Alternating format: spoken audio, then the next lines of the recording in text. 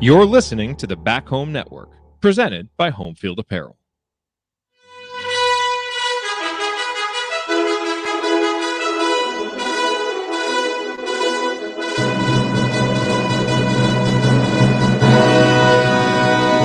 And welcome, Hoosier fans, to another victorious episode of the Assembly Call. As today, your Indiana Hoosiers went on the road, walked into Pinnacle Bank, and walked out with a win, 78-71 over the Nebraska Cornhuskers in a game that saw a lot of fouls, a TJD dominant stretch and technical, followed by TJD getting hurt and sitting out the last 7 or 8 minutes of the game, and a IU limping to the finish line to basically just trying to hold on for a win. And it was a game where IU played really well offensively in the first half, got the ball inside well, was I think 15 of 19 on twos in the first half and got to the free throw line, but struggled to contain dribblers, let Nebraska hang around in the same fashion that we've seen a number of teams hang around with this team in road games. And, you know, the beginning of the second half was not really all that impressive for IU once again, as they didn't come out of the locker room strong. Unfortunately for them, neither did Nebraska.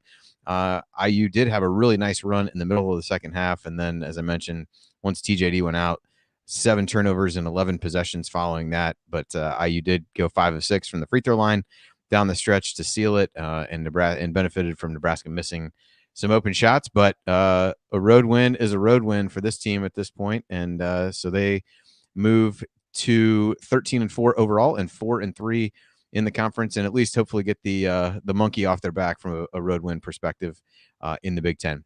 I'm your host, Andy Bottoms, and I'm joined with the guys from Crimson Cast, Galen Clavio and Scott Caulfield, and we're going to break it all down for you on this edition of the Assembly Call IU Postgame Show.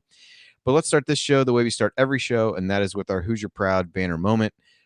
For me, there were not a lot of good plays that took place down the stretch of this game, but there was one sequence by Race Thompson that kind of stopped the bleeding a little bit for IU. He had a nice deflection that led to a turnover and then made a hook shot on the other end as the Nebraska player walked up underneath him as he was shooting. But that, of course, was deemed by the stellar officiating crew in tonight's game to not be a foul. Race, undeterred, made the hook shot anyway.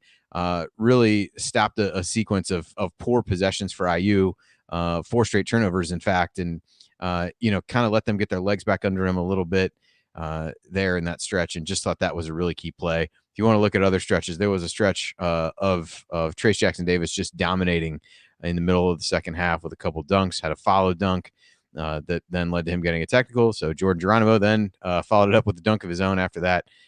Really active play there, but the front line for IU in those moments was really good, and Race came up huge when they really needed it late, especially with TJD on the bench. So that is tonight's Hoosier Proud banner moment. And our banner moment, as always, is brought to you by our friends over at Home Field Apparel. They're now in their 5th season sponsoring the Assembly Call, and their first as the presenting sponsor for the Back Home Network. And as you surely know by now, Home Field has the largest collection of vintage IU apparel that you'll find anywhere, with beloved logos like 2 different versions of the Bison. And if you support other college teams or have people in your life who do, Home Field probably has something for them too. Their product line now extends to more than 120 different schools with unique vintage logos for all of them. And no matter what you buy, you know it'll be comfortable and the colors will last through many washings. Plus, you're supporting an Indiana-based company that came up through Kelly, and what could be better than that? So go to homefieldapparel.com and use our promo code HOME to save 15% off your entire first order. Again, that's promo code HOME for 15% off. As you think about new things coming up over at Home Field, they start their big new Saturday this week. I believe the University of Cincinnati is first up in that, and they just released a Montana and Montana State collection last week. I think DePaul as well. So again, if you somehow have not made your first purchase at Home Field Apparel, you can use the promo code HOME to get 15% off. Again, that website is homefieldapparel.com. Wear one for the team. All right, it's time to move the ball, find the open man, and get some opening thoughts from the rest of our team, which, as I mentioned, is our fellow friends from the Back Home Network, the Crimson Cast fellas, Galen and Scott. Galen, I'll throw it to you first. Your thoughts on this long-awaited road win for the Hoosiers? You know what they say, Andy, you got to walk first before you can run. And much as we could nitpick large sections of this victory on the road at Nebraska, let's tip our hats and give IU credit. They ended up pulling out the victory. This is not an easy game for IU. I think that coming off of essentially a long weekend, you had some time to think about that Iowa game, but you're going and playing a 5:00 local time game before a very small group of people, a team that plays junk basketball on offense and on defense. I saw someone on the national college basketball scene say that, they've yet to see a single watchable Nebraska basketball game under Fred Hoiberg. And I think that that's pretty accurate, having seen some other games. Just a hard team to play against. And they did everything they could to try to get Indiana out of their game mentally. But I give the Hoosiers credit. They figured out a way, despite only 2 starters scoring in double figures, despite losing their leading scorer on a pretty questionable play with about 5 minutes to go. They figured out a way to win by 7. They were only projected to win by about 9 or 10. So I'm not going to look at this and say, well, gosh, you should do better. This is the kind of game that slowly starts to build some confidence and some understanding, I think, as far as your team's concerned, and hopefully leads to a couple more road victories before they get to the end of the regular season. So, look, Trace Jackson Davis, hats off to him. Jordan Geronimo, great energy off the bench. Some good things there, certainly. And, they got out of it with a win, and they had to have one. And that's about all that I really care about coming out of this game. Fair enough. I like where your head's at. All right, Scott, what do you have for us? Thoughts on the road win at Nebraska?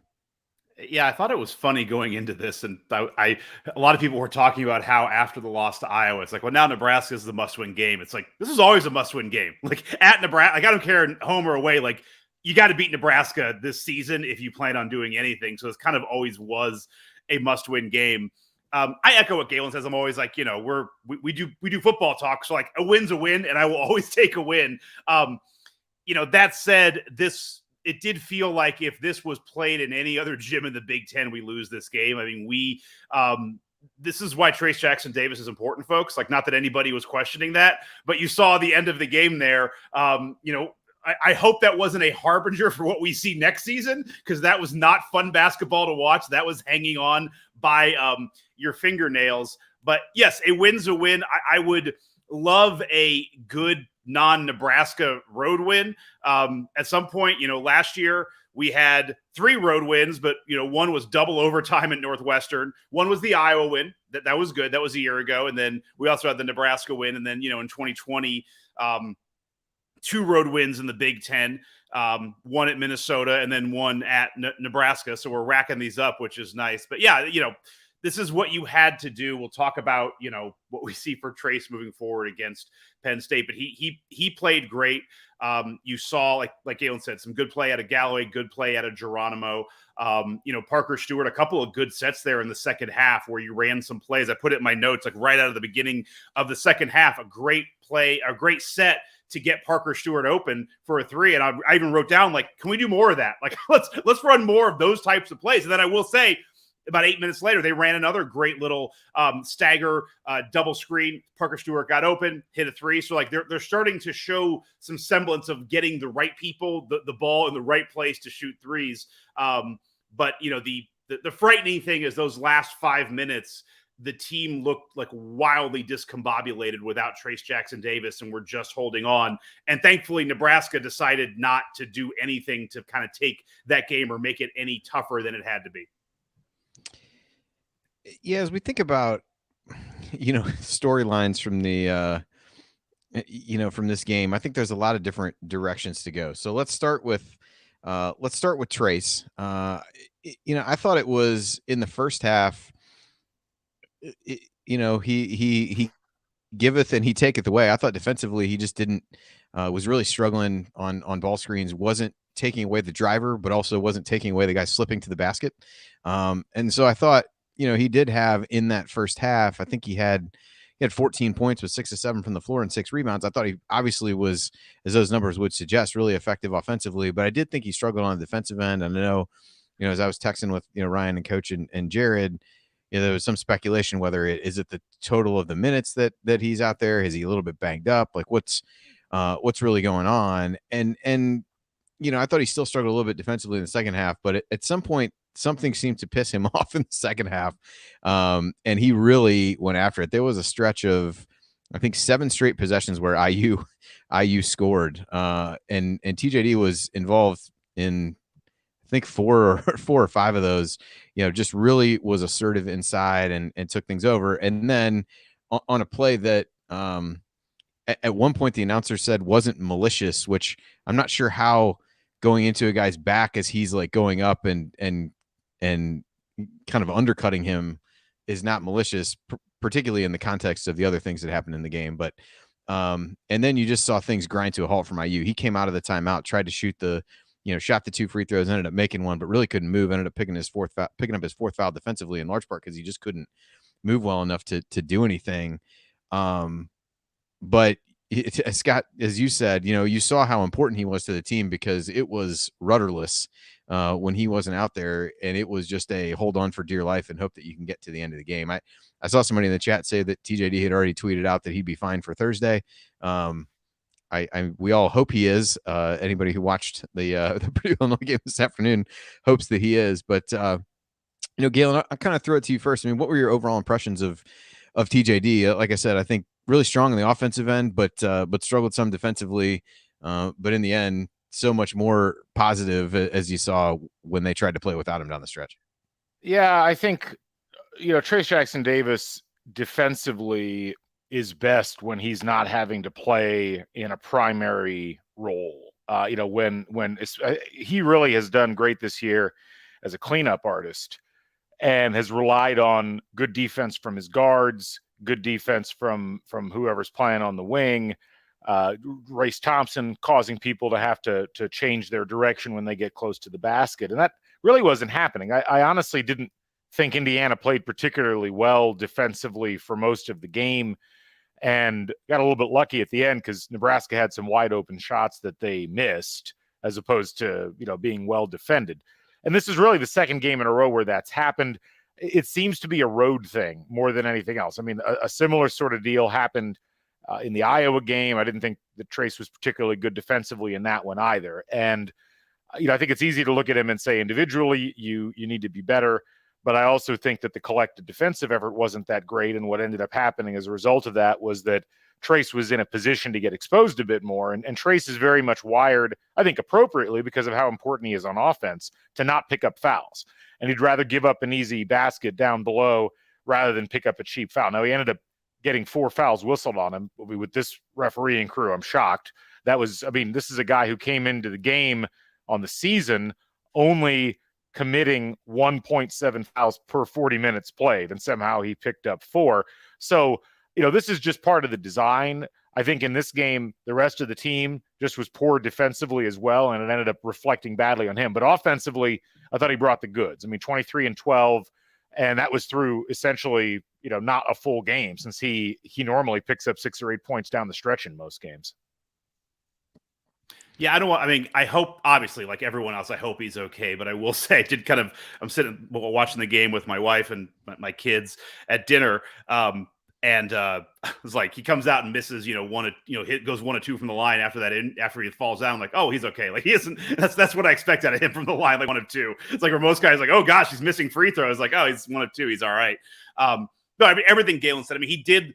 There was moments on on his defense on the screens where it did look like he might have been a little bit slow, but the guy carries so much weight for this team.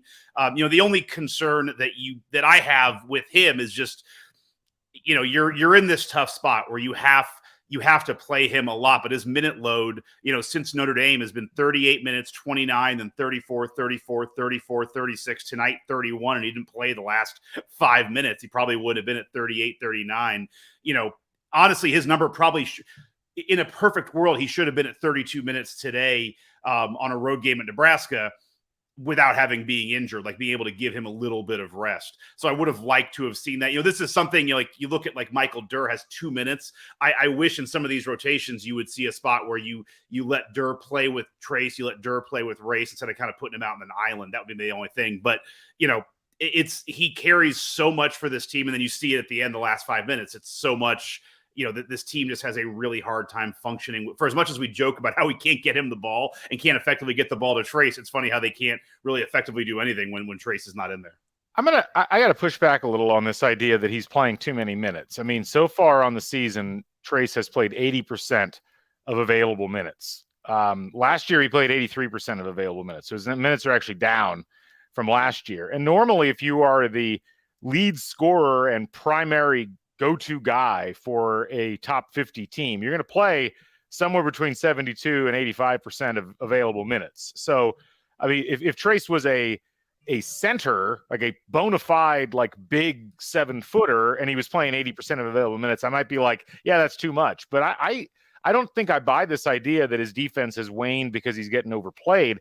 I think his defense has waned in games where his teammates aren't playing good defense. And also, we're kind of in that doldrums part of the season. Like, there's always this trough that happens from like mid-January to about mid-February where guys lose focus in some part of their game. I think we're seeing that with some of the other players on this team right now. So I don't know. I mean, would I like to see him get a few more minutes on the bench? Sure. But as Scott just pointed out, is that what you really want? Have you seen what is on the bench coming in for Trey Jackson Davis at this point? That's fair.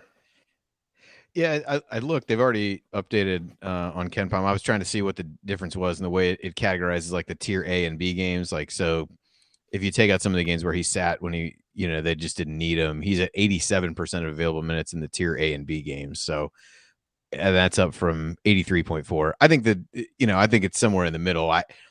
The alternatives in some games, in most games, quite honestly, have not proven to be better options. And again, the team seemed completely lost in terms of what they needed to do when he wasn't on the floor late in this game. So it's a hard argument to say he should play less, but whether he was banged up or whatever, I thought just didn't seem to have the same juice that he has in other games early, but he certainly turned it on right before the injury.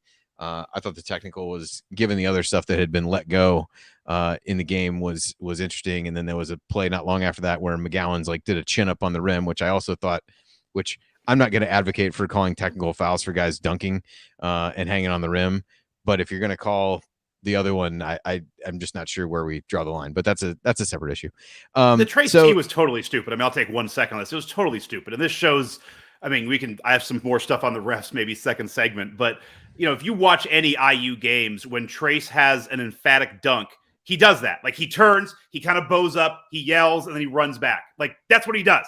And he's been doing that all season, his whole career. So for them, like, he wasn't yelling at a player. Like, he screams kind of excitedly. Like, he does that after big dunks and when he's getting himself fired up. So as a IU, it's like if you watch 2 or 3 of those games, any IU game, you would have seen that if you're any of these refs. Like, you just see that. It's like he's obviously not yelling at the other player.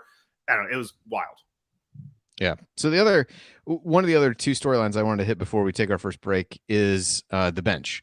So the bench was a huge story coming out of the Iowa game in terms of, how poorly that the 5-man bench unit performed in that first half. And you didn't see that group very long today because Durr got 2 fouls in about a minute. And then TJD was back in. So really that group played even today, but in large part just because they weren't on the floor for very long. But, the couple guys at the top of that list who I think really benefited from playing more with some of the starters, which is something we've talked about ad nauseum on the show at this point, were Jordan Geronimo, Trey Galloway, and to a lesser extent, Tamar Bates. Geronimo was a perfect 4 of 4 from the field, including a couple nice, turnaround jump shots in the post and a big elbow jumper in the second half. And, he's 4 for 4 from the field, 2 for 2 from the free throw line, 10 points, 8 rebounds, 1 block, 1 steal in 21 minutes. And he was critical because Race got in foul trouble in the first half. So he got a lot of those minutes. Galloway really struggled late with turnovers, but did end up with 9 points on the day, but did have 4 turnovers. And Bates, I thought, looked a lot more at ease playing with some of the other players. Had a nice lob to TJD, made a long jumper as soon as he came in, which was I think a big confidence boost for him. And I think you saw a little bit of, some of those guys really being able to benefit from getting a handful of minutes with the starters, and they really had to in the first half because of some of the foul trouble with I think half the guys who played had 2 fouls in the first half. But Scott, thoughts on the bench tonight and maybe what we saw differently from them that we haven't seen as consistently as we might have liked in other games this season? No, I mean, you hit on it. You guys have talked about it, getting getting the bench guys some time with a good group of starters, I think makes a whole lot of difference. I mean, Galloway has played really well, but he's also kind of plugged into the Miller Kopp position with the starters. So he's been playing with the first unit when he gets in. And I think it's allowed him to kind of play in a better setup. Like I even wrote down, like, the first set of subs, you kind of got to a spot where it was all subs, Miller Kopp and Xavier Johnson. And it's like, that's a rough lineup if you're coming in and you're Tamar Bates and it's like all guys from the bench and like the only starters are Kopp and Xavier Johnson. That's a little bit tough. So no, I think that's it. Like Bates seemed to play a lot better when he had that run with the starters, but Geronimo, this is exactly what you want to see out of a freshman. Like he is explosive. He had the block, he had the put back dunk. He's explosive, and if he can kind of keep this trajectory, this is only going to help the team.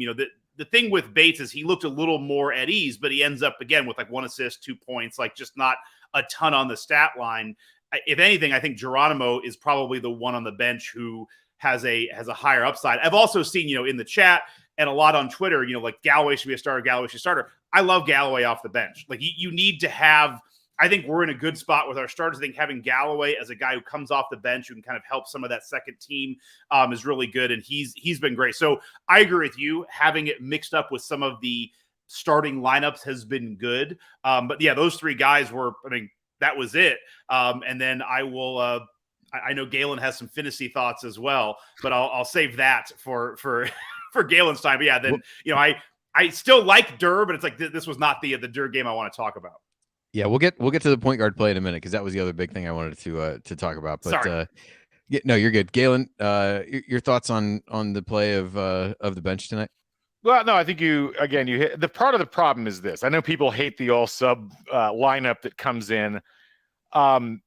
But one of the reasons that we've seen it rather consistently, I think, come in over the last like 5 or 6 games is because Miller Kopp and Parker Stewart cannot get off the schneid in these games. Like I for 2 guys who have the capacity to score and shoot and be such an integral part of the offense, I feel like they ghost us half the time.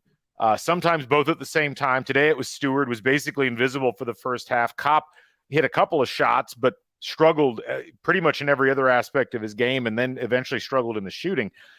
So if you're Woodson, I don't know if he would continue to put all 5 subs in or 4 of the 5 in, but you got to get more out of your starters right off the bat. And, Parker's just defensively a sieve all game, starting from the beginning. And when he doesn't shoot, I know people want plays run for him, and yeah, that's nice to some degree, but he's not the primary option on offense when he's out there. TJD is. Like, you're not going to get, everything built around him. So it was nice with all of that in mind to see the subs come in and give a burst of energy. Obviously, Jordan Geronimo is the big story with all of this.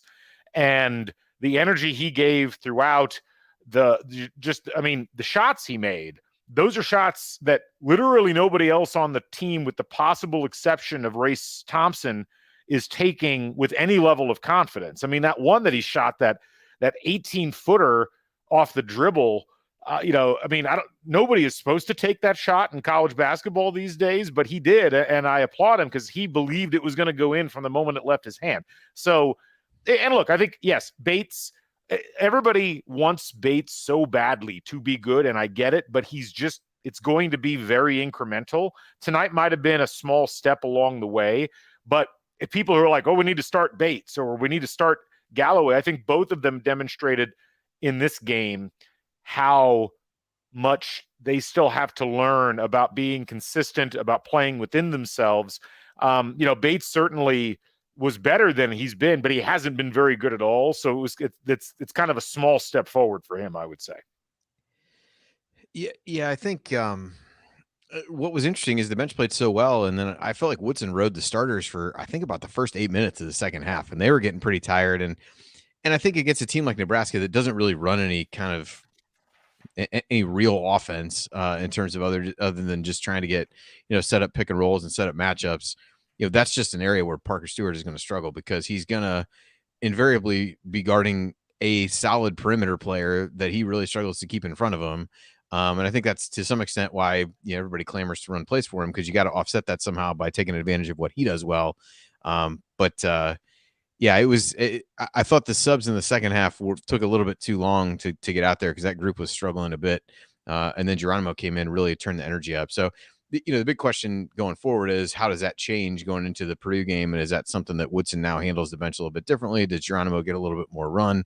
Because I think that's something people had wanted to see prior and was done tonight, initially, at least out of necessity, as opposed to out of a strong desire by the coaching staff to get him more minutes. But it's funny you mentioned he certainly took advantage of it. But it's funny you mentioned both those guys because I wrote it down. In the first 8 minutes of the second half, we were 2 for 11 from the field. Those 2 shots were Parker Stewart's plays, and then the third, which put us 3 for 12, was Jordan Geronimo's shot. So you're right. I mean, they were struggling, and it's just a weird stat to be 2 for 11 in 8 minutes with your starters out there the entire time. And the 2 shots are Parker Stewart. Yeah. So the other thing I wanted to touch on before we move forward is the point guard play. I thought that it was pretty clear that Nebraska was doing everything they could to bait Xavier Johnson into retaliating against somebody. I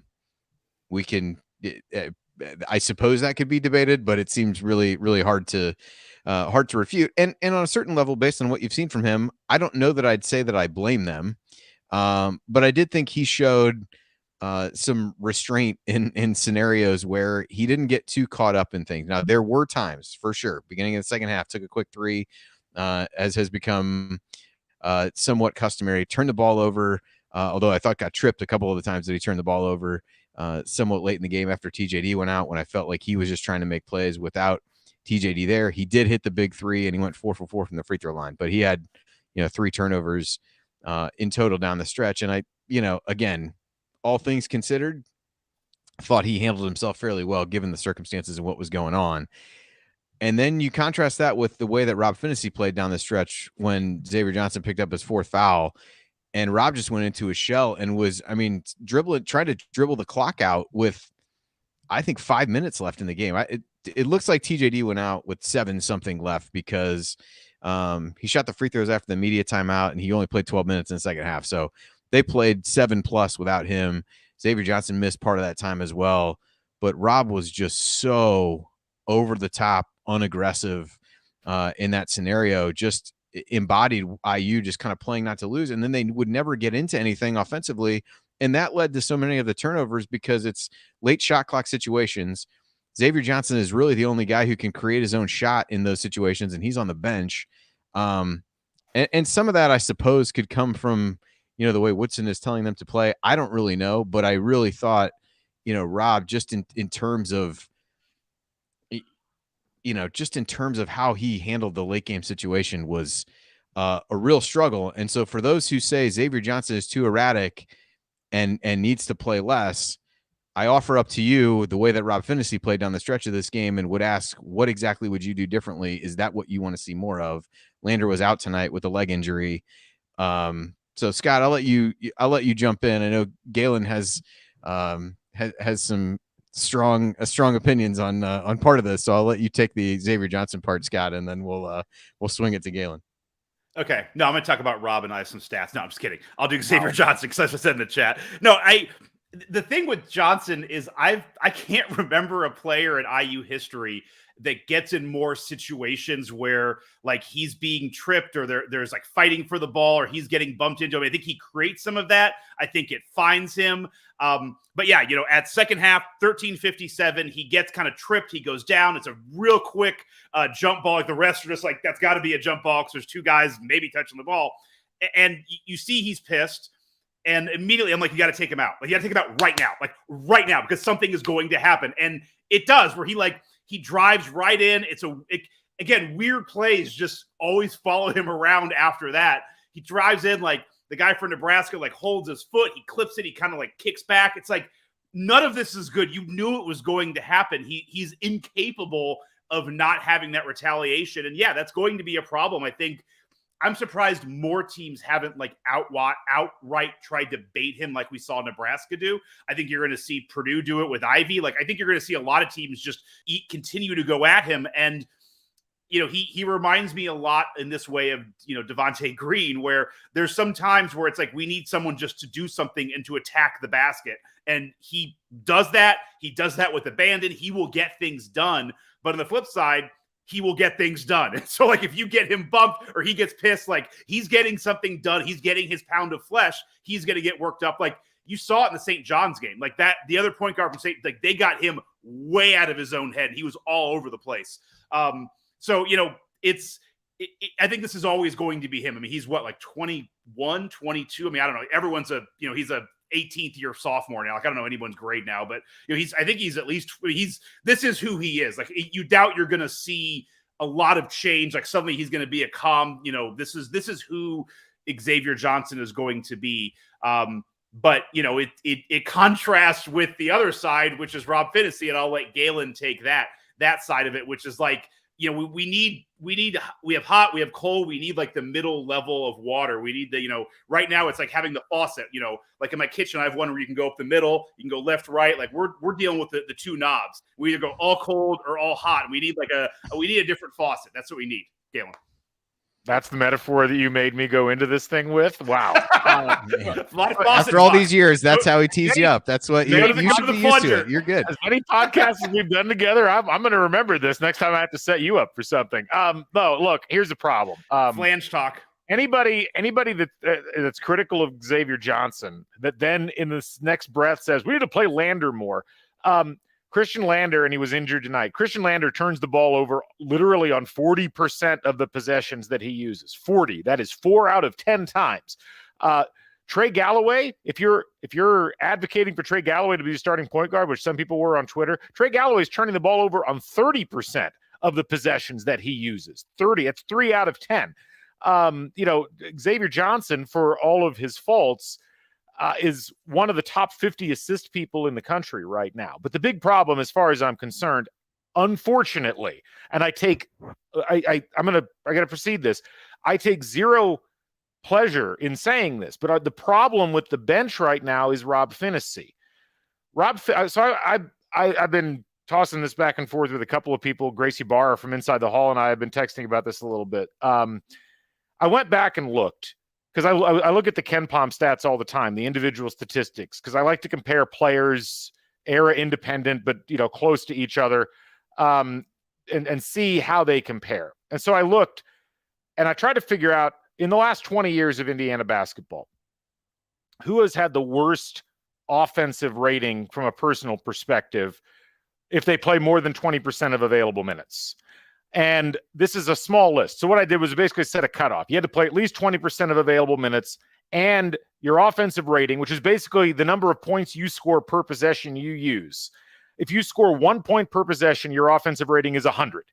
So I set the cutoff at 87, which means 0.87 points per possession, which is pretty damn bad for anybody that's using decent minutes. If you take that threshold and you go back to 2010, there's only 5 players who don't get to that 87 threshold. Jeremiah Rivers and Devin Dumas in 2010, Stan Robinson in 2015, Christian Lander last year, and Rob Phinisee this year. Rob Phinisee's offensive rating through today is 81.7. This is a guy who is supposedly the backup point guard. He plays 20 minutes a game, and he's worse than a black hole on offense. He's shooting 26% from 3 right now on the season. He's barely shooting 30. I don't even think he's shooting 30% overall on the season. His turnover rate right now this is a point guard, is not too bad. It's 21.1, but the problem is he doesn't pass the ball nearly enough to even justify that turnover rate, because when he shoots, he's incapable of making it, and he rarely actually has what he's doing lead to an assist. And so the struggle here is, if you look at Phinisee, this is a guy, he's a 4th-year senior.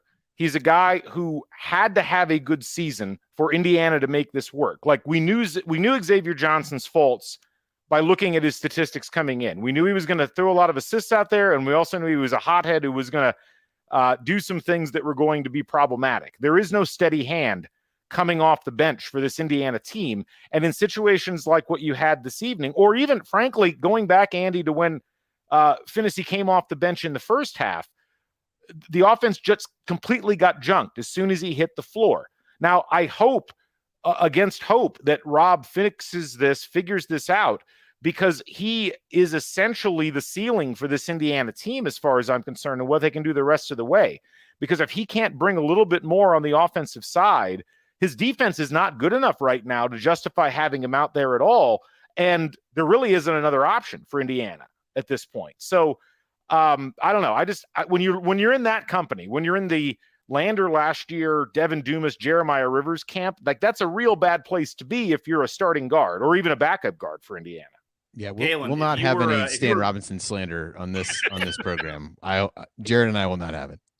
Galen, you were so close. If you wanted to do a full Bill Simmons impersonation, you should have called it the 2087 Club, and then found a way to find like loop Larry Bird into it somehow. Be like, Larry Bird only did that once in his career, but you got to make that a club, the 2087 Club. Honestly, I did him a favor by making it 87, because if I made it 85 or less, Stan Robinson's not in the club, and Andy and Jared are happy at that point. So there we go.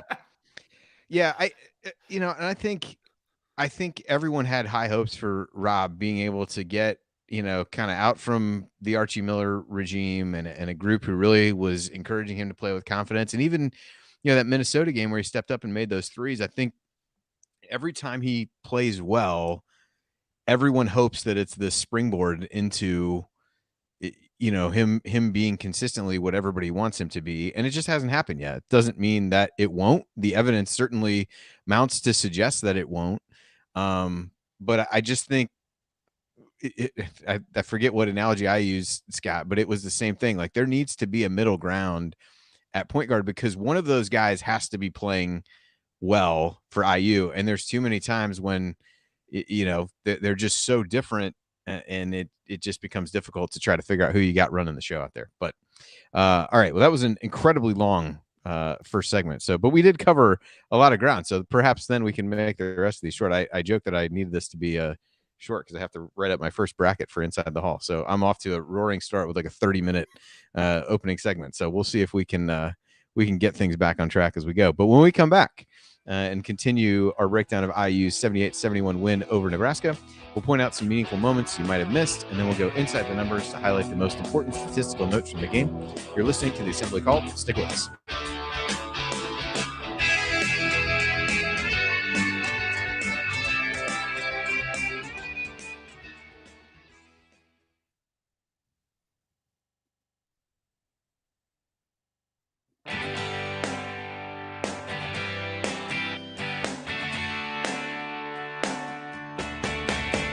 Hey, this is Max Bielfeldt, Big Ten champ and better than advertised Sixth Man of the Year in 2016.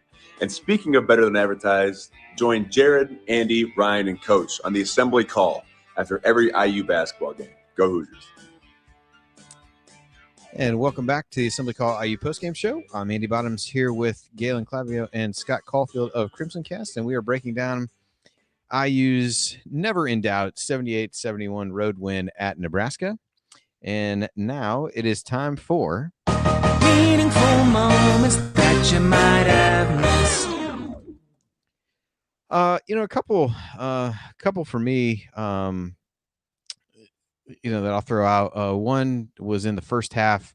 TJD had a block, and they were able to get the ball down the floor for a Miller Cop 3, and that was a stretch where IU really seemed like they might be able to open up a bit of a lead. I thought Cop, that was perhaps his only make of the game as I try to look. Now, I think he did make a mid-range jumper and a couple free throws there, but I thought that was a big shot early, and that was, one of TJD's better defensive plays on the game. And then, another one we already talked about, Scott, you already brought up with Parker Stewart, really running that set for him. First play of the half, IU gets a turnover from Nebraska, and then they come out, Stewart hits the three.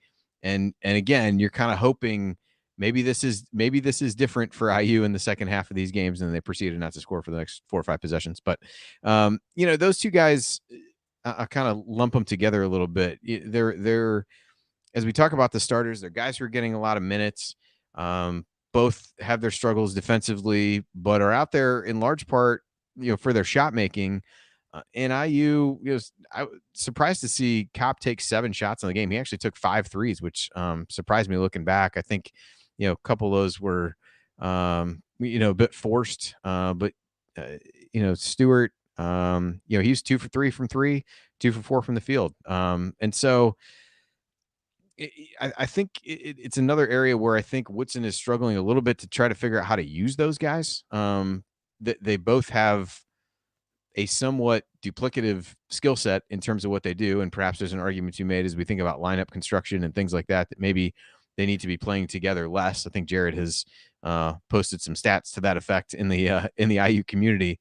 But I guess, Galen, as you think about how to, deploy guys like Parker Stewart and Miller Kopp, who bring something very specific to the table that this team needs in order to, create floor spacing for Trace and all those kinds of things.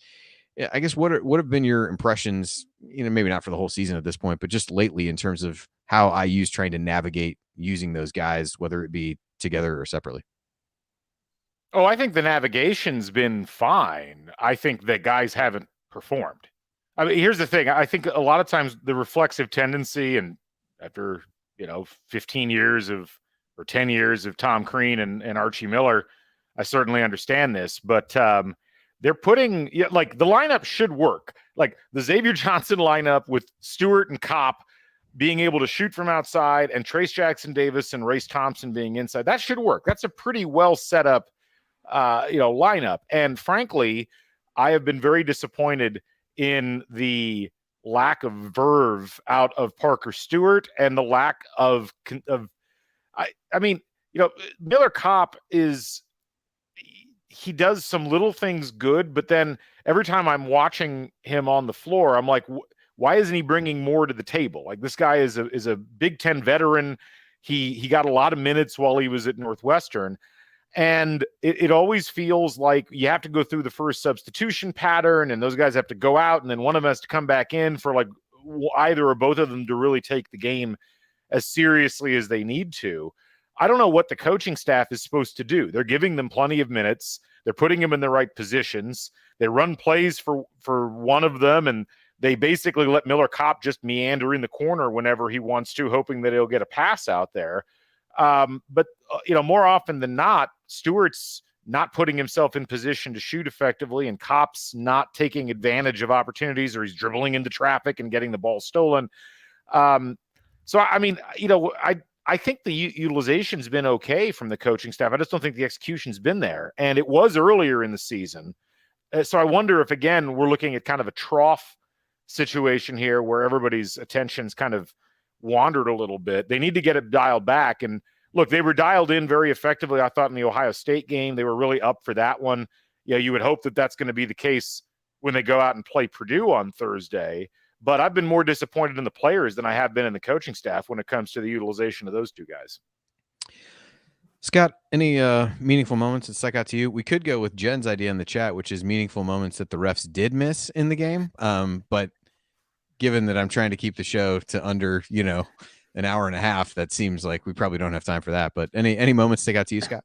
No, I got some ref talk on the when we talk about numbers. No, the meaningful moment is kind of a larger, I'll go kind of macro on this moment. But, I marked it down that, near the end of the second half, or the end of the first half, sorry, the game got slow. It got ugly. They were getting chippy.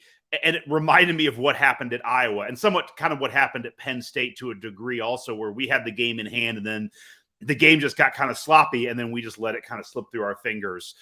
Both road games, both games that we lost. In this case, Nebraska probably is the worst team in the Big Ten. That said, the same thing happened in this game where it got very disjointed. There was lots of long breaks. There was tons of crazy fouls called. We won the game. And honestly, for most of the time until Trace Jackson Davis got hurt, it was a 10-point margin, and they even still won the game, by 7 points. So it got contracted at certain points, getting close to like 3 or 4 points. But, Nebraska didn't do a good job of trying to take it. That said, Indiana also came up with plays they needed. Geronimo had the spark we need in the second half. And so to me, that was a really important turning point. I think a positive you take away from this game is like, look, we kind of pissed it away at Penn State, at Iowa. Like we had a blueprint out there where it's like, hey, start gumming the game up, slow things up, have a bunch of fouls, get chippy, bring the benches together, have all that stuff, and this Indiana team will fold. Well, in this case, we didn't. Now, I'd love to see them do it against, maybe Maryland or, Northwestern, or a team a little bit up the echelon in the Big Ten. But to our earlier points, a win is a win. We didn't let it happen, and it did feel at points that, like, oh my gosh, I was really nervous to be like, great, I came on the postgame show, we get to talk about a loss to Nebraska, but we didn't. So, that's kind of the moment that I'll take as a big macro one.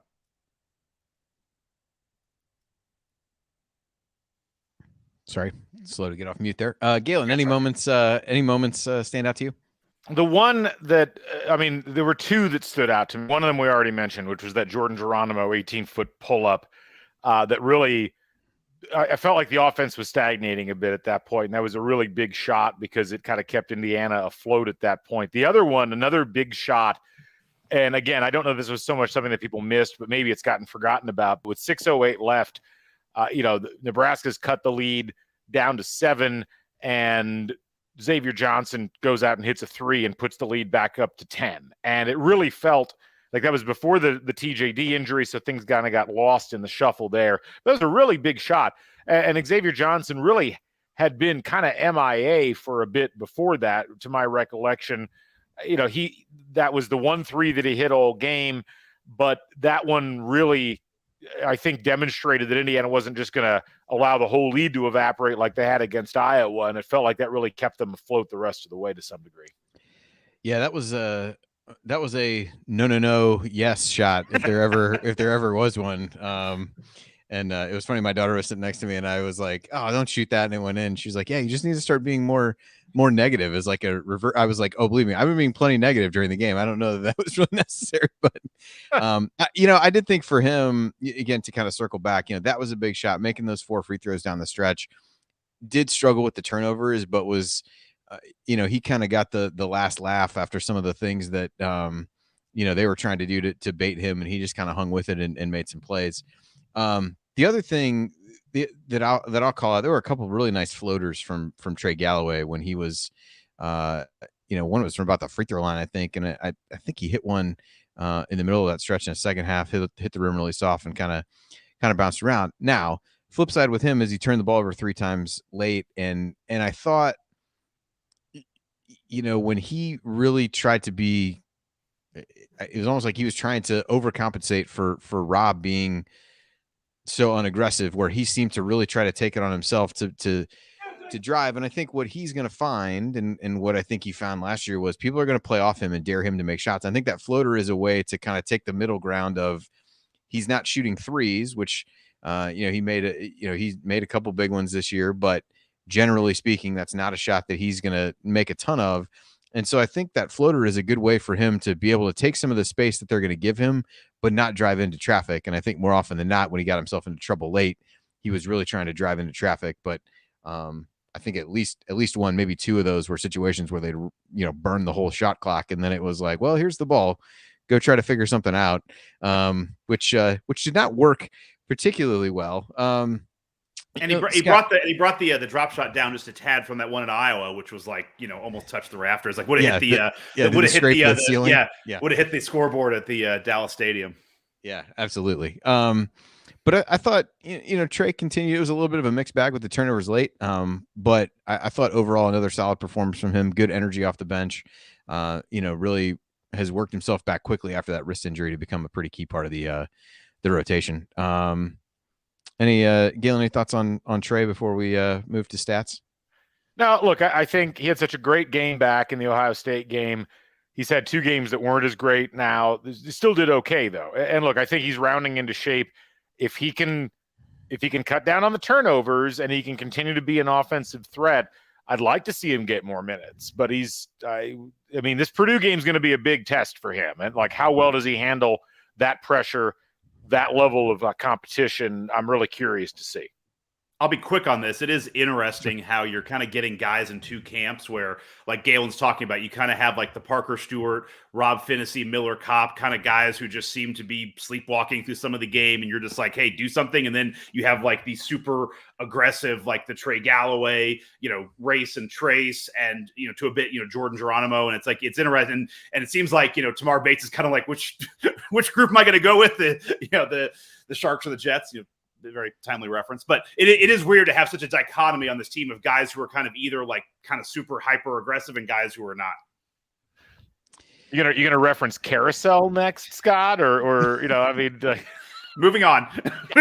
Don't challenge him. Don't challenge him. All right, so now it's time to go inside the numbers, not inside the musical numbers, as we move forward. But so this segment is sponsored by the Power Rank, where our friend Ed uses data and analytics to make accurate football and college basketball predictions. Also writes an incredible March Madness guide every year, which we'll have a special offer for you on once March rolls around. And for now, if you want sports betting advice with a PhD edge, or if you just like understanding sports at a more analytical level, you should subscribe to Ed's free newsletter. To do that, go to thepowerrank.com/AC to subscribe. Again, that's thepowerrank.com/AC. All right, let's talk through the numbers that tell the story of the game. And Scott, I'll throw this to you first. What were the numbers that stood out to you looking at the box score? I know this always drives Jared nuts because I always take these questions and go a little off the radar. But here's a number just because we've been kind of talking around it. Referee, first half. There's the flagrant call where there's the elbow on Trey Galloway.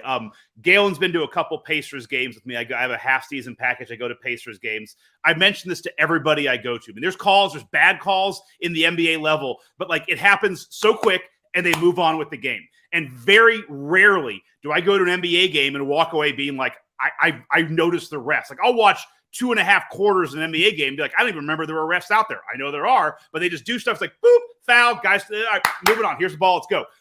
3 minutes and 45 seconds. Okay, that's exactly how long in real time from the time that Galloway hit him in the nose till the coach, the refs had to go check it out on replay, had to come back, middle of the court, talk a little bit, put their hand on their chin. That's interesting. Oh, you think so, Bob? I don't know. What about you? And they go back and talk to the two coaches. 3 minutes, almost 4 minutes. It's like he hit him.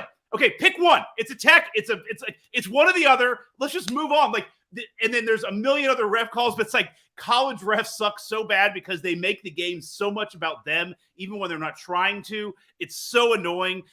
Anyway, just that's where people can hate NBA basketball and hate the 3-and-D stuff. It's like you go to an NBA game, you rarely notice the refs, and this is just a prime example of how bad officiating is. 3 minutes and 45 seconds. It ground the entire game to a halt. And then, Andy, to your point, you have one of your 2 or 3 marquee players in the Big Ten get undercut. It's like, yeah, moving on.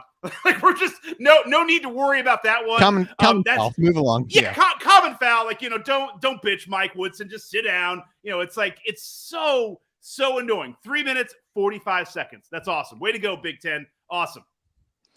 Yeah, the refs really asserted themselves. I believe a total of 42 fouls over the course of the game. I don't know if I think that counts the technicals. There were, I believe, 24 in the first half. So they really toned it down in the second half with only 18, including a few where Nebraska was fouling on purpose at the end. I think 3 of theirs came from those scenarios, which was totally played the opposite of the first. So hard to suggest anything other than that being a big storyline in the game. Galen, thoughts on any of that or other numbers you wanted to hit? I'll hit both real quick. I mean, Andy, we were talking about this before the show started. Like we watched Purdue, Illinois earlier. And if an alien landed on the planet and we showed them the film of the Purdue, Illinois game and the way that it was refereed and the film of the Indiana, Nebraska game, they'd be like, oh, this must be 2 completely different leagues. Is this even the same sport? Is this being called like there's just so little consistency in the way that games and fouls are called in this conference. It's an atrocity. And it's been like this for, it feels like a decade now. I think it's actually gotten progressively worse, but I don't want to dwell on the officials. I will say that the big numbers for me, Indiana, 71% from the free throw line tonight. I know everybody got caught up in Trace Jackson Davis missing a bunch of free throws. It was an uncharacteristically bad game for him this season from the free throw line, but the rest of the Hoosiers showed up in a big way. And even though 71% isn't, I mean, you're not going to like put your kids through college on that, it's still a really good percentage for a team that has struggled so much to get above that 70% mark. And it was really important in this game. The other one I'll say, Indiana is a fairly good offensive rebounding team. They're not a team that's known for it necessarily, but 35% offensive rebounding percentage tonight for IU. They really did a good job of cleaning up some of their misses on the glass. And I think those little things, those things that either allow you to get points off of possessions when you're at the free throw line or extend possessions when you're trying to get the ball in the basket, those do make a big difference. And honestly, I think especially with free throws, it's something that can elevate Indiana's offensive efficiency up where it needs to be, which is in the top 50, as opposed to right now where it's 75th in the country. Yeah, it was, you look at a lot of those kinds of numbers. IU had the edge in points off turnovers. IU had the edge in second chance points, although a slight one, had the edge in bench points, points in the paint, fast break points. A lot of those little areas, to your point, where maybe you can get a little bit of an edge when things don't look that good at times on the offensive end. They were able to take advantage of some of that. Shot 57% on twos for the game. Hit some timely threes in the second half, the couple from Parker Stewart and then the one from Xavier Johnson that we talked about. They were 1 of 7 from 3 in the first half, which is actually what Nebraska was in the second. But 3 of 6 from there. Didn't force a ton of shots from long range for IU, which typically is a good thing. The turnover number looks, it is high, I suppose, at 14. But so many of those, again, I think it was 7 out of 11 possessions right after Trace went out of the game, they turned the ball over. And I think a lot of that was trying to figure out how to play without him, but also being wildly unaggressive until it was so late in the shot clock where you're just setting yourself up to, kind of kick the ball all over the place. Yeah, there a little bit of that at the end, I think was problematic. Look, believe it or not, this was, if you take adjusted offensive efficiency game by game, this was Indiana's best offensive game of the year. Their adjusted offensive efficiency was 117.9. And that beat their previous high, which was the Minnesota game a couple of games ago. So that, if you're looking for positive uptrends, it's like, hey, Indiana is figuring out a little bit more how to score in some of these games, and that is helpful. But some of it's taking care of the basketball. And like you say, 14 turnovers isn't ideal, but that it was 20% of possessions. If you can be below that, that's great. But as long as you're not significantly above that, I think you're doing okay. Yeah, individually, I think we've talked about from an IU perspective. I think we've really hit on most of the key participants here. So I don't know if there's too much there. Scott, any other stats you want to hit before we take a break?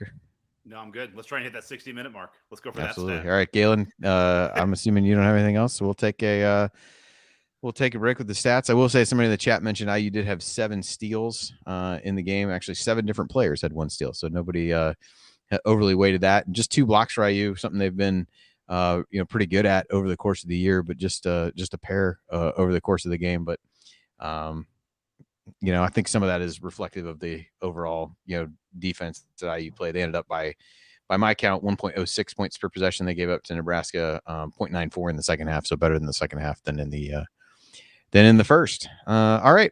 Well, we will take another break here, and when we come back, we will hand out our game balls, and we'll look at what lingering questions we have, which I think is probably the same for everybody, given IU's next opponent. So that's all next here on the Assembly Call. Stick with us.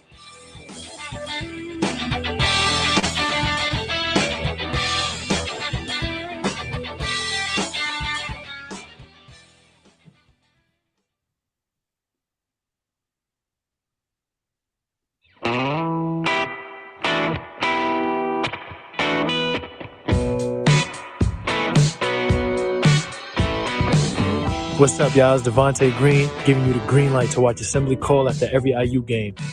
Just don't listen to their opinions about shot selection. Remember, you miss 100% of the shots you don't take. Go Hoosiers. And welcome back to the Assembly Call IU postgame show. You can catch us live immediately following every IU basketball game, plus every Thursday night at our website, assemblycall.com. And also make sure you sign up for our free IU Hoops email newsletter. Over 9,000 of your fellow IU fans have already subscribed. You can join for free today at join.assemblycall.com. Again, that's join.assemblycall.com. I'm Andy Bottoms here with Galen Clavio and Scott Caulfield, and we are breaking down IU's 78-71 road win at Nebraska to move them to 4-3 in Big Ten play. And now it's time for game balls. And Scott, I'll throw this one to you first. Who gets your game ball?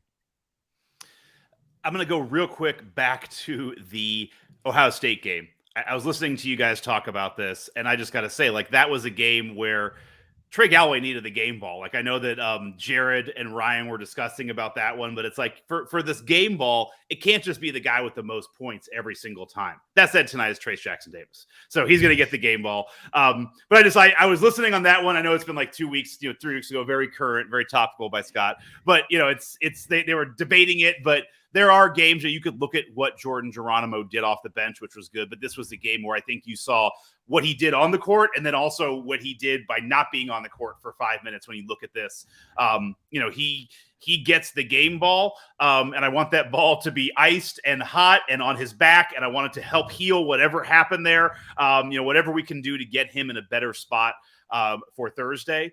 God, it would be nice if this was one of those, like, hey, we got 8 days off for Purdue, but it's not.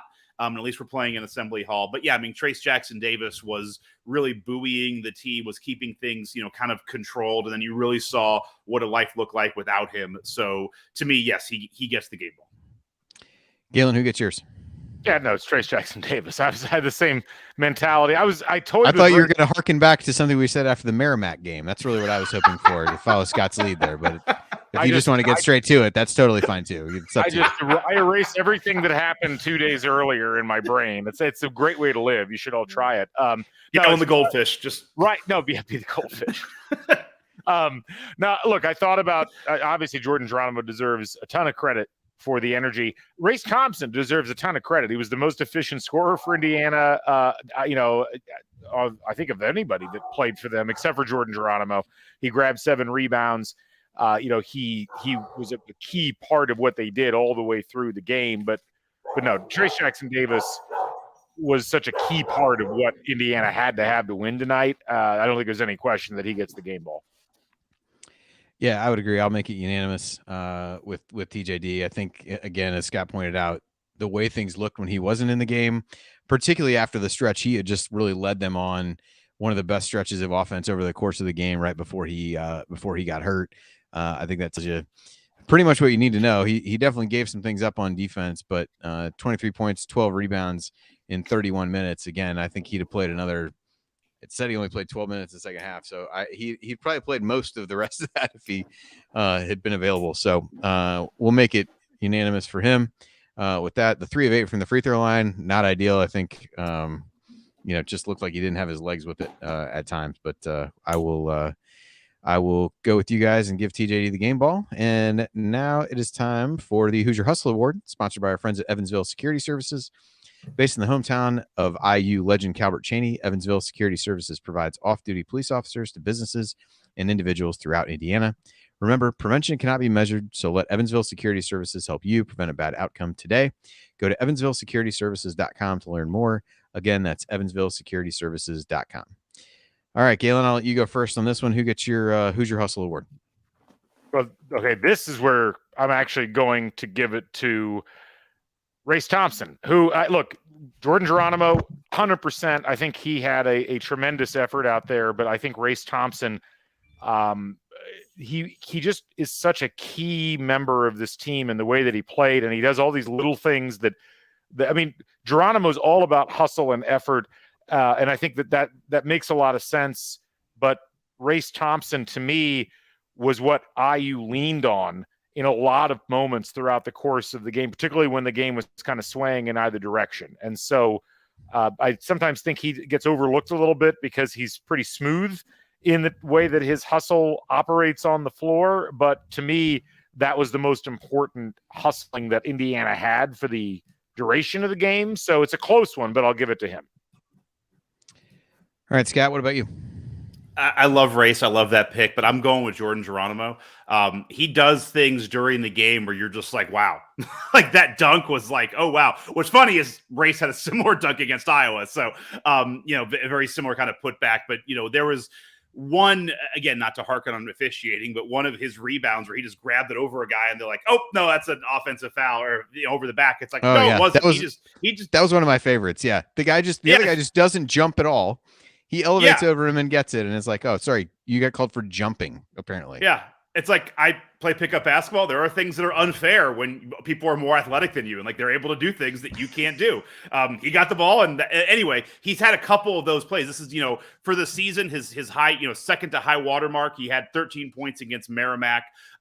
Didn't win the Hustle Award, and I don't know who won the Hustle Award in Merrimack postgame show, but he had 10 points tonight. Second highest of the year, 4 for 4 from the field, 2 for 2 from the line. Just a couple of really incredible plays, and this is, it does make me wonder.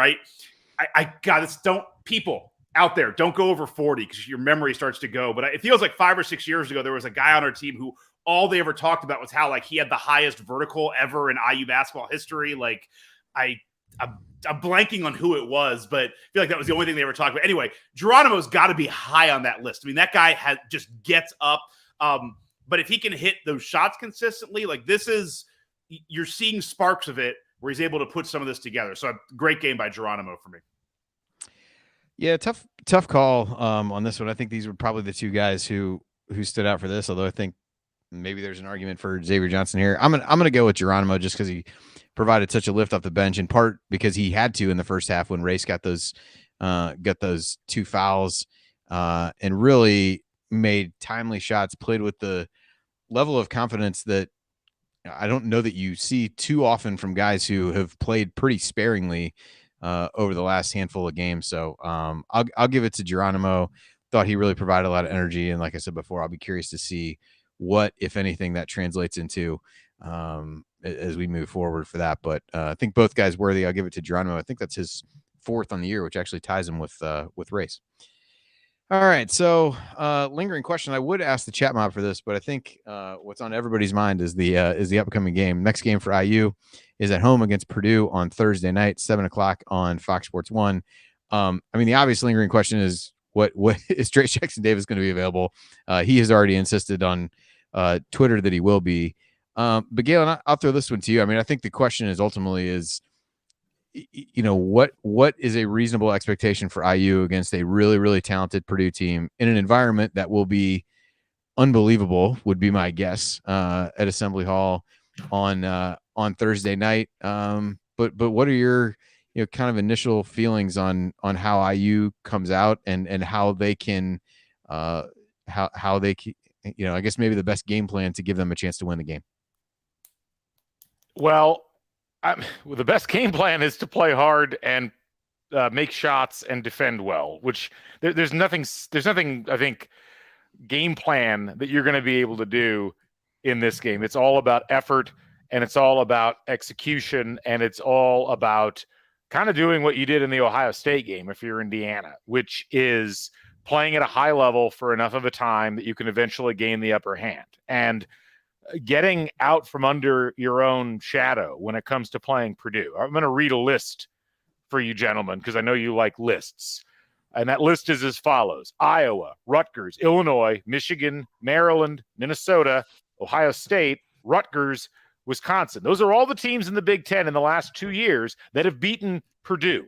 There is absolutely zero reason why Indiana can't beat Purdue this coming Thursday. What it's going to take is a high level of effort, a high level of controlled emotion by this team, and the ability to do things on both ends of the floor. And honestly, I don't see why Indiana shouldn't be considered the favorite in this game. If you're just talking about the fact that they're playing at home against their rival, and they're even look at Ken Pom, look at Torvik, whatever. They're only like a 1 or 2 point underdog in those ratings. This is a game Indiana should win. It's a game that I frankly expect that they will win. And if they don't win, I guess I won't be shocked, because unfortunately the DNA of this team has tended to be to wilt from these sorts of moments against Purdue in the past, because frankly Purdue's just had more mental and emotional fortitude in these moments. But to me, there's no special schematic. You got to come out and stop playing nice. It kind of reminds me when Indiana went on that losing streak against Purdue in the 90s. What broke that was finally getting guys on the team and getting a mentality around the games where they were like, you know what? This Purdue team isn't anything special. This is a team that the other teams beat. Why can't we do the same? So that's how I'm going into the game on Thursday. Scott, what about you?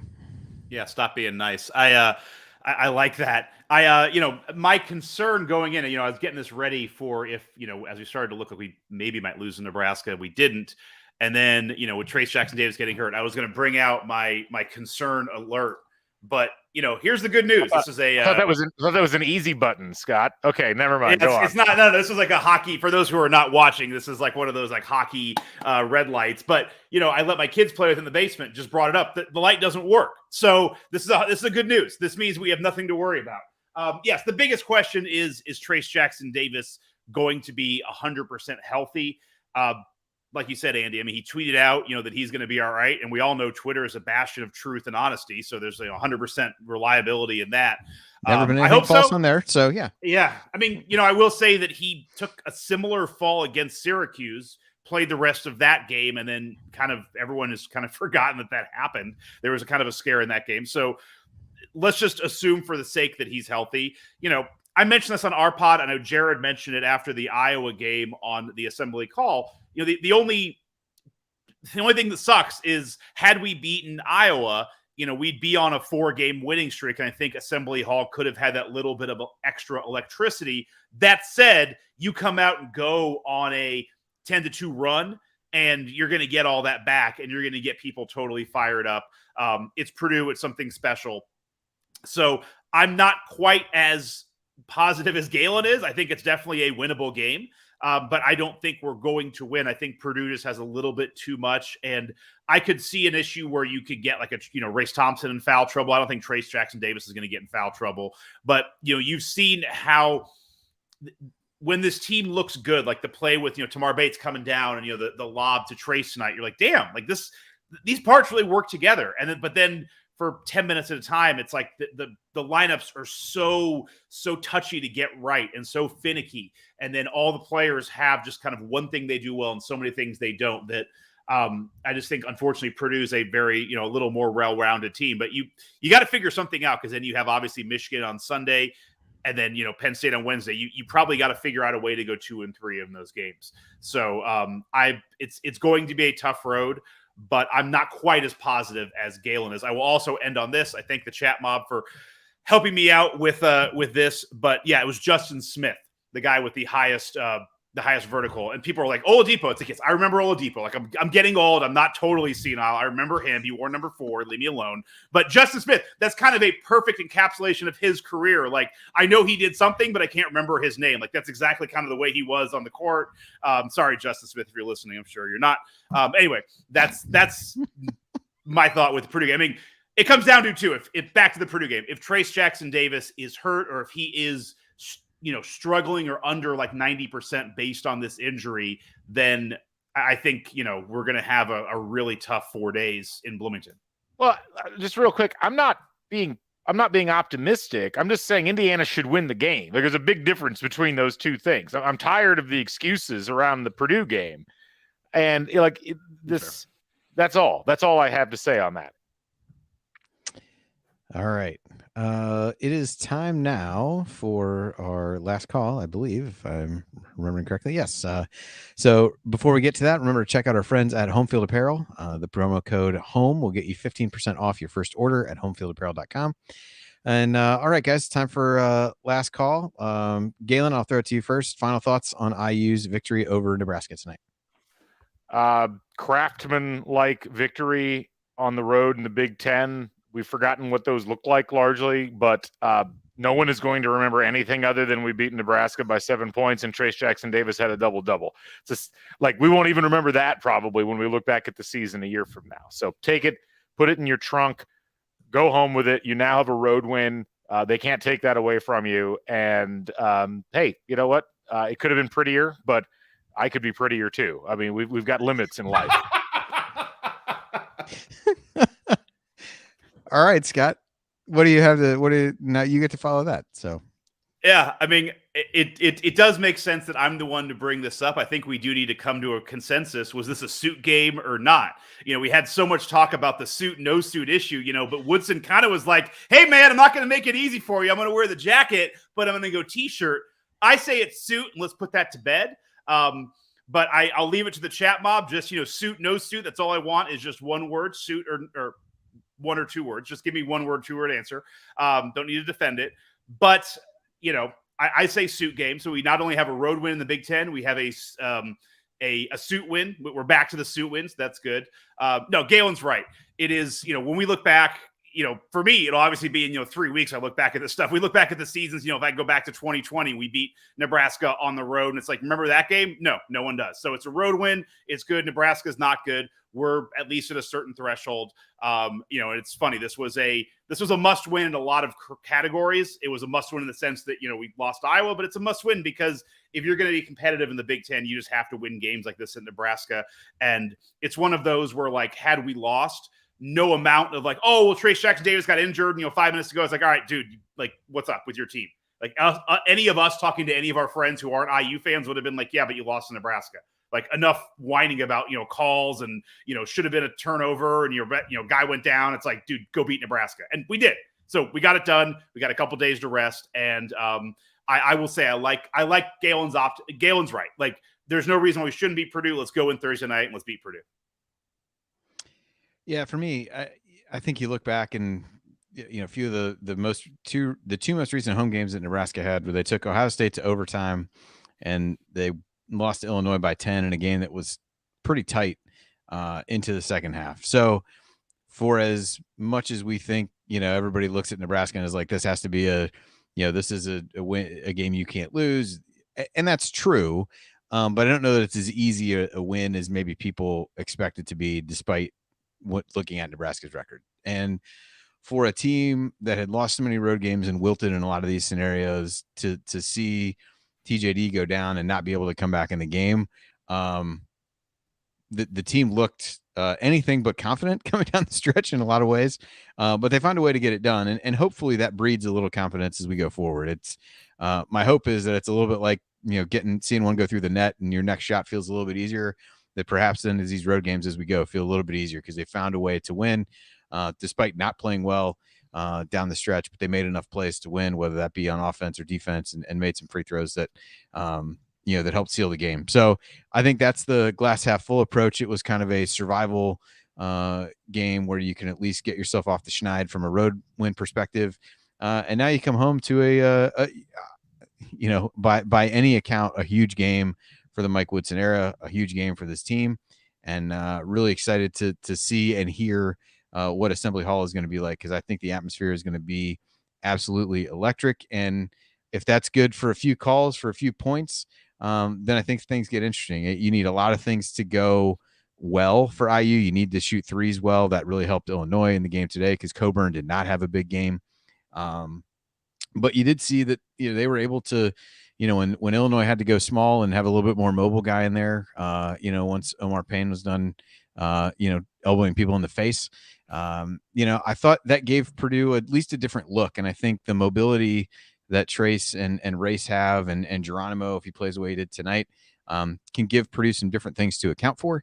It's going to be a real defensive challenge for IU in terms of keeping Jaden Ivey out of the lane and staying close to shooters. But really look forward to the challenge and seeing what IU can do with a great opportunity at home against a highly ranked opponent. And some combination of us will be here to talk about it on Thursday night after the game is over. So hopefully IU can build on this and move forward. Oh boy, you both have something to add. I'll be at the game. Are you going to be at the game, Scott? Yeah, I'll be at the game. Yeah, so we're not going to be on the post-game show. I just wanted to get everybody out there to let them know that. Okay, well, some combination of the normal cast of characters will be But there. you can come meet us at halftime. Yeah, you guys just rub it in that you're going to the game. Yeah, that's great. Fine. It's one of the perks of living in Indiana. The negatives is the weather right now. I will say, going macro is, on the positive note, if you can get a win against Purdue, you're hitting Michigan at a perfect time. Penn State is beatable. Maryland's an absolute mess. You're to get at Illinois at home. I'm doing a lot of if ands, but there's a spot here where you could put together 1, 2, 3, 4, 5, 6, 7.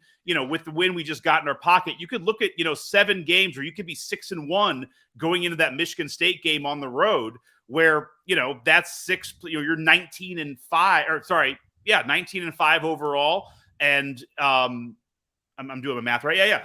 I mean, you could give yourself a lot of room here to make a nice little run. Scott, you just stole boundless optimism here. You just stole the whole thing I put on Crimson Cast in the last show that you did with me. I made that exact same argument. Thanks for the credit, buddy. Anyway, he's right. IU could literally win 7 in a row here, but it has to start with this Purdue game. Anyway, thank you for having us on, Andy. Yes. We're so glad you guys can be. We're going to marriage counseling after this now. Absolutely. Obviously. All right. Well, that'll do it for the show. If you want to see us do the show live and be part of the live chat, make sure you subscribe to our YouTube channel at youtube.com/assemblycall. And don't forget to go to join.assemblycall.com to join our free email newsletter. Special thanks to Bob Thompson for the music you hear on the show. And special thanks to John Ringer of rigdesign.com for designing our logo. And thank you for listening. We'll be back to talk IU hoops again with you on Thursday night. But until then, take it from me, Yogi Ferrell. Keep your elbows in and your eyes on the rim. And go Hoosiers.